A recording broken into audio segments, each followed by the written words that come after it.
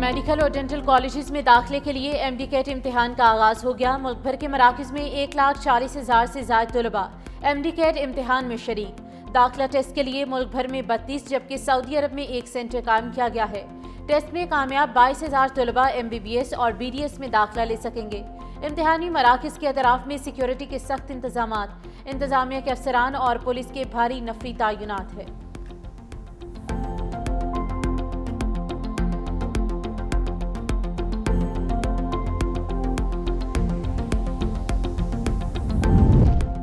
وزیراعظم شہباز شریف کل دورہ سعودی عرب روانہ ہوں گے۔ ترجمان دفتر خارجہ کے مطابق وزیراعظم شہباز شریف شہزادہ محمد بن سلمان کی دعوت پر سعودی عرب کا دورہ کریں گے۔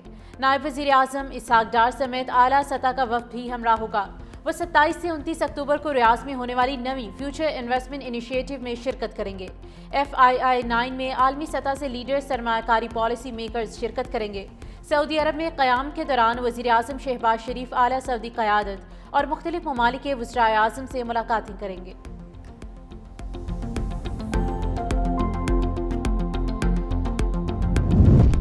محکمہ ماحولیات اور پنجاب حکومت کے اقدامات کے باوجود اسموگ میں کمی نہ آ سکی۔ دنیا کے آلودہ ترین شہروں کی فہرست میں لاہور دوسرے نمبر پر۔ لاہور کا air quality index 388 record.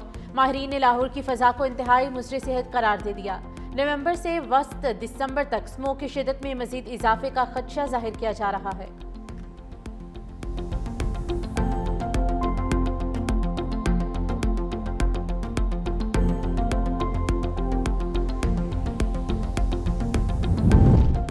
Khyber Pakhtunkhwa میں ڈینگی کے مزید 74 کیسز رپورٹ۔ فعال مریضوں کی تعداد 304 ہو گئی۔ رواں سال کے دوران 3,939 کیسز سامنے آئے۔ 3,633 مریض صحت یاب ہوئے۔ ہسپتالوں میں اس وقت 33 مریض زیر علاج ہیں۔ اب تک 2 مریض ڈینگی کے باعث جاں بحق ہوئے۔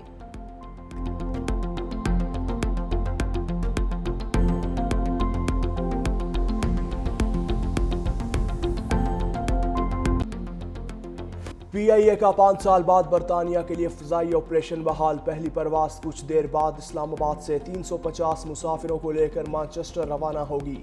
ہفتہ وار 2 پروازیں منگل اور ہفتے کو آپریٹ ہوں گی۔ وزیر دفاع خواجہ آصف نے برطانیہ کے لیے فلائٹ آپریشن بحالی کا افتتاح کیا۔ کہا ماضی میں پروازوں پر پابندی لگنے سے ملک کو معاشی نقصان ہوا۔ جب ہماری ایئر لائن پر پابندی لگی تو ملک کا امیج خراب ہوا۔ یہ کامیابی موجودہ حکومت کی ترجیحات کی درستگی کا نتیجہ ہے۔ برطانیہ اور یورپ میں سفارتکاروں نے پاکستان کا مقدمہ بھرپور انداز میں لڑا۔ جین میریٹ اور ان کی ٹیم کے خصوصی طور پر مشکور ہیں۔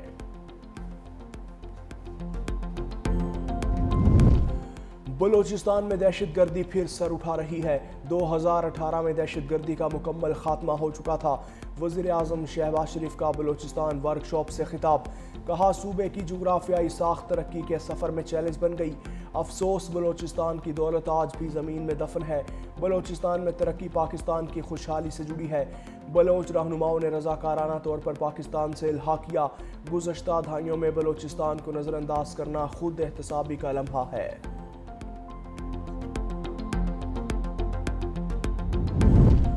مریم نواز کا ایئر پنجاب کو جلد از جلد فنکشنل کرنے کا حکم۔ ایئر پنجاب کے فیز 1 کے لیے کارروائی جلد مکمل کرنے کی ہدایت۔ وزیر اعلیٰ مریم نواز شریف کے زیر صدارت اجلاس میں ایئر پنجاب پروجیکٹ پر پیش رفت کا جائزہ۔ ایئر پنجاب کے لیے جدید اور آرام دہ طیارے بھی لیز پر حاصل کرنے کی ہدایت۔ وزیر اعلیٰ کو ایئر پنجاب پروجیکٹ سے متعلق تفصیلی بریفنگ۔ لاہور سے اسلام آباد ایئر پنجاب کے فلائٹ روٹ پر اتفاق۔ اجلاس میں مری گلاس ٹرین پروجیکٹ کا بھی جائزہ لیا۔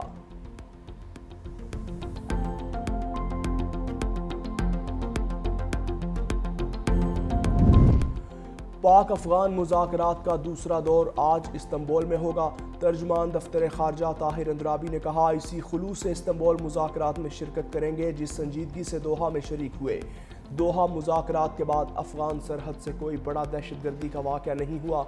دریائے کنڑ کے حوالے سے عالمی قوانین کی پاسداری کریں گے۔ سلامتی صورتحال کے باعث افغانستان سرحدی راہداریاں بند رہیں گی۔ اشیاء کی آمد و رفت اور تجارت سے زیادہ اہم ایک عام پاکستانی کی جان بچانا ہے۔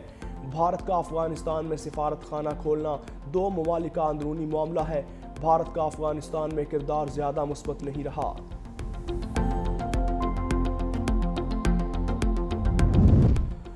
پاک افغان کشیدگی دونوں ممالک کی سرحدیں 14ویں روز بھی بند رہیں۔ چمن اور تورخم بارڈر پر ہر قسم کی تجارت اور پیدل آمد و رفت معطل۔ تورخم پر 23 گاڑیاں کلیئرنس کی منتظر۔ ایف بی آر حکام کے مطابق سرحد بند ہونے سے برآمدی سامان والی 255 گاڑیاں تورخم ٹرمینل پر موجود ہیں۔ تقریباً 200 گاڑیاں جمرود لنڈی کوتل روڈ پر پھنسی ہیں۔ چمن بارڈر پر 15 اکتوبر سے کسٹمز کلیئرنس آپریشن معطل۔ 28 گاڑیاں پروسیسنگ کی منتظر ہیں۔ سرحد کھلنے پر کلیئرنس فوری بحال ہوگی۔ پنجاب سے اسلحہ اور سمگلنگ کلچر کے خاتمے کا فیصلہ۔ صوبائی حکومت نے غیر قانونی اسلحہ جمع کروانے کے لیے 15 روز کی مہلت دے دی۔ صرف پولیس اہلکار اور رجسٹرڈ سیکیورٹی گارڈز کو اسلحہ رکھنے کی اجازت ہوگی۔ وزیر اعلیٰ مریم نواز کی زیر صدارت امن و امان سے متعلق اجلاس میں اہم فیصلے۔ پنجاب کے 14 اہم داخلی اور خارجی مقامات پر جدید اسلحہ اسکینرز نصب کیے جائیں گے۔ 10 لاکھ لائسنس یافتہ اسلحے کی اثر نو جانچ پڑتال اور سخت اسکروٹنی ہوگی۔ Punjab surrender of illegal arms act 2025 متعارف کروایا جائے گا۔ اسلحہ اسمگلنگ کی سزا 14 سال قید ہوگی۔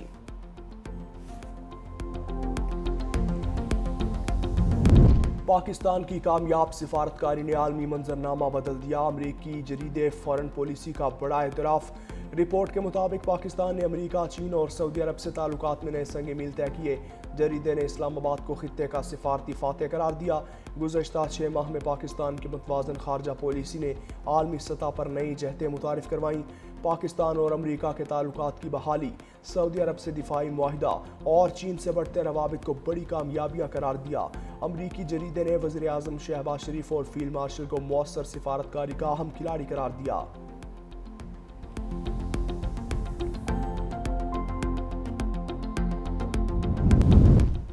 پاکستان کے خلاف افغان طالبان رجیم کا مذموم پروپیگنڈا بے نقاب۔ وزارت اطلاعات و نشریات نے جھوٹے پروپیگنڈے کا پردہ چاک کر دیا۔ بھارت اور افغان طالبان سے جڑے سوشل میڈیا اکاؤنٹس پاکستان کے خلاف گمراہ کن پروپیگنڈے میں مصروف۔ چمن اجتماع کی پرانی ویڈیوز کو پھیلانا شروع کر دیا۔ سوشل میڈیا پر پھیلائی جانے والی ویڈیوز دسمبر 2022 میں چمن اجتماع کی ہے۔ جھوٹا بیانیہ، من گھڑت خبریں اور جعلی تصاویر طالبان رجیم کے منظم پروپیگنڈا مہم کا حصہ ہے۔ پرانی ویڈیوز کو نیا دکھا کر حقیقت کو مسخ کرنا افغان طالبان کے مذموم عزائم کی عکاسی کرتا ہے۔ بھارت پاکستان دشمن سازشوں میں افغان پروپیگنڈا مشین کا سب سے بڑا سہولت کار ہے۔ صدر مملکت آصف علی زرداری سے پولینڈ کے نائب وزیر اعظم اور وزیر خارجہ کی ملاقات۔ تعلیم، دفاع اور عوامی تبادلے کے فروغ پر بھی تبادلہ خیال۔ صدر مملکت نے پولینڈ کے ساتھ دیرینہ تعلقات کو باہمی احترام اور تعاون پر مبنی قرار دیا۔ دونوں ممالک کے درمیان سیاسی، معاشی اور ثقافتی روابط میں مزید فروغ دینے کی خواہش کا اظہار کیا۔ آصف زرداری نے پولش کمپنیوں کو خصوصی اقتصادی زونز میں سرمایہ کاری کی دعوت دی۔